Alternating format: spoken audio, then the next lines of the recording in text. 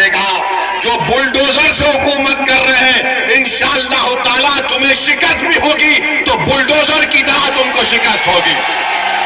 आज इख्तिदार तुम्हारे पास है, अरे सत्ता किसी के पास रहने वाली नहीं है। बीजेपी वालों, इंदिरा गांधी भी यही समझती थी कि मैं हूं, मगर इंदिरा गांधी चले गई, दूसरे आते हैं। आज योगी और मोदी यही समझते हैं कि हम हैं तो भारत है। नहीं, भारत इनसे बड़ा है, देश उनसे बड़ा है, संविधान उनसे बड़ा है और इस देश की जनता इन तमाम नेताओं से बड़ी है।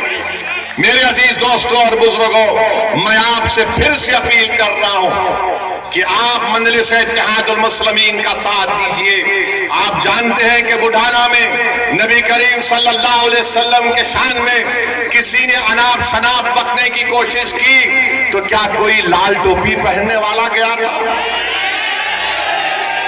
कोई लाल टोपी पहनने वाला गया था? यही हरा कपड़ा डालकर जाने वाले मजलिस इत्तेहादुल मुस्लिमीन के लोग थे। हमारे 19 लोग जेल को गए, मगर हम जब जेल को जाते हैं तो हम बोलते हैं कि ससुराल में गए। और ये तो हजरत यूसुफ अलैहिस्सलाम की सुन्नत भी है। बड़े बड़े लोग जेल को गए और जब जेल से निकले तो बड़े नेता बने, मगर भैया जेल को नहीं जाते। आजम खान जेल को चले गए, अब्दुल्ला जेल को चले गए, मगर भैया नहीं जाएंगे। भैया के बारे में बोलेंगे ले दरी बिछाओ जवानी कुर्बान। अब मालूम हुआ कि आज रोड शो करने आ रहे हैं।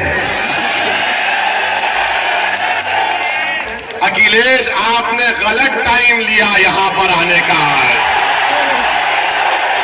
है? अच्छा, मालूम हुआ कि भैया ने कहा कि अब शेर के धार के सामने कुछ नहीं कर पाएंगे तो कैंसिल कर दिए वो। तो इसका मतलब समाजवादी चुनाव हार चुकी है, मान चुकी है। आप ये बात समझ लीजिए। तो आप 20 तारीख के दिन अपना एक एक और पतंग के निशान पर बटन दबाएंगे इंशाअल्लाह। इंशाअल्लाह बोल दिए। फिर यहां हम जाने के बाद इब्लीस के लोग आकर कान में खुसखुस करेंगे, ये अरशद राणा जीता तो क्या होगा, क्या फर्क पड़ जाएगा, भाजपा आ जाएगी। अरे भाई, भाजपा आई मेरी वजह से नहीं आई, इन लोगों की वजह से भाजपा आई है। हम क्या अच्छा यहां पर यहां का सांसद आरएलडी का है नहीं है? आरएलडी का है ना, बिजनौर के। आपने वोट दिया, किसको दिया? आपने आरएलडी को तो वोट नहीं दिया ना। कितनों ने नहीं दिया बताओ? तो आरएलडी बीजेपी जीत जाएगी। मेरा जवाब यही है कि हाँ, मैं भारत में बैठकर कमला हैरिस को हरा दिया और ट्रंप को जिता दिया। और क्या बोलो, मैं जिम्मेदार हूं। यानी हम यहां पर बैठ जाते नहीं है। ये इनके कांग्रेस के एक नेता बोले हाँ, ओवैसी लड़ता नहीं है, मगर उसकी भाषण का इतना असर होता है कि हम हार जाते हैं। मेरे भाई, ये सब बहाने हैं। कोई जीत हार चुनाव है, कोई जीतेगा तो कोई हारेगा।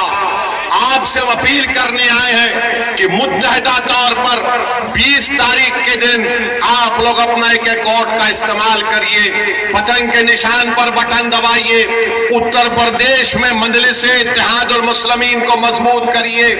आपके पास एक बेहतरीन कैंडिडेट अरशद राणा आपके सामने है। समाजवादी पार्टी के भी उम्मीदवार हैं, उनके परिवार से उनके बड़े लोग यहां पर सांसद भी रहे हैं, मगर उन्होंने इस विधानसभा के लिए क्या काम किया आप मुझसे बेहतर जानते हैं। मैं आपसे सिर्फ यही अपील करने आया हूं, एक लंबा सफर करके आपसे आया हूं। महाराष्ट्र से निकलकर आज वेस्टर्न यूपी के इस इलाके में सिर्फ इसलिए आया हूं ताकि आपके दरमियान में खड़े होकर मैं अपनी दिल की तकलीफ को अपने जबान के जरिए तुम्हारे सामने बयान कर सकूं। मैं इसलिए आया कि नाइंसाफी का जिक्र तुम्हारे सामने कर सकूं। मैं इसलिए आपके दरमियान में आया मेरे बुजुर्गों, मेरे गयूर नौजवानों, ताकि हमारी आवाज उत्तर प्रदेश के विधानसभा में गूंजे। एक मर्तबा आप मजलिस के उम्मीदवार को कामयाब कर दीजिए। जाइए और देखते जाइए कि आपके मसाइल कैसे हल होते हैं। वरना याद रखिए, ये समाजवादी और बीजेपी एक सिक्के के दो रुख हैं, एक सिक्के के दो रुख हैं। मैं करीब से देख चुका हूं इनको। ये चाहते हैं कि, मानते हैं कि मजबूर है, ये कमजोर है, इनको डराओ, ये डर जाएंगे। आपको डरने और घबराने की जरूरत नहीं है। जब दलित समाज का, सुनिए, जब मोदी पार्लियामेंट में खड़े होकर बोलते हैं कि भारत का सबसे बड़ा बैकवर्ड क्लास का नेता मोदी है, अखिलेश कहते हैं कि हम समाजवादी जरूर हैं मगर हमारा परिवार यादव परिवार है, बहुजन समाज है, दलितों की बात करती है, बाबा है, बोलते नहीं है मगर ठाकुरों को प्रमोट करते हैं। हर समाज अपना नेता बना चुकी है और आप लोग सिर्फ सोच रहे हैं कि क्या करें क्या करें।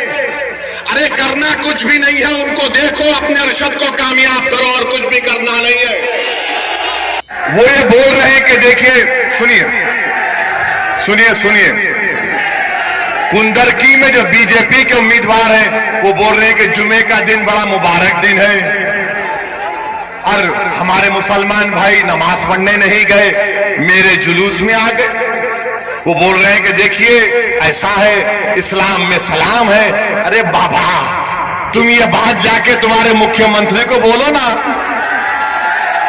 तुम ये बात जाके मोदी को बोलो ना, तुम ये बात जाके आरएसएस के मोहन भागवत को बोलो ना, मगर कुछ नहीं बोलेंगे। मेरे अजीज दोस्तों और बुजुर्गों, हम आपसे हाथ जोड़कर अपील कर रहे हैं कि 20 तारीख के दिन मीरापुर से अरशद राणा साहब को और कुंदरकी से हाफिज वारिस साहब को आप अपना वोट देकर कामयाब करिए। 18 लोकसभा के चुनाव हो चुके हैं, हम कब तक सोचते रहेंगे? अरे एक मर्तबा अपने दिल की आवाज को सुन लो। तुम बंद कमरों में बैठकर तो बोलते हो कि ओवैसी हमारे तकलीफ को बयान करता है, ओवैसी पार्लियामेंट में लड़ता है। अरे मेरा लड़ना जरूरी है, मगर क्या तुम नहीं चाहते कि ओवैसी की तरह ऐसे हजार ओवैसी से बेहतर तुम्हारे नुमाइंदे विधायक और सांसद बनकर तुम्हारी लड़ाई लड़े?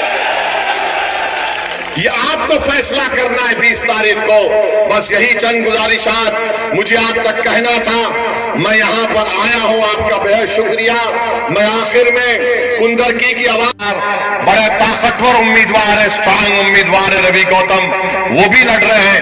आप इन तमाम की कामयाबी के लिए दुआ भी करिए। मैं माजरत चाहता हूं, मैं एक लंबा सफर तय करके आया हूं, ज्यादा देर आपके दरमियान में बोल नहीं सका। इंशाअल्लाह ताला दोबारा आऊंगा और तफसील से आप तमाम से बात होगी। बहुत बहुत शुक्रिया। मेरे साथ नारा लगाइए, पतंग को, पतंग को, पतंग को। सलाम।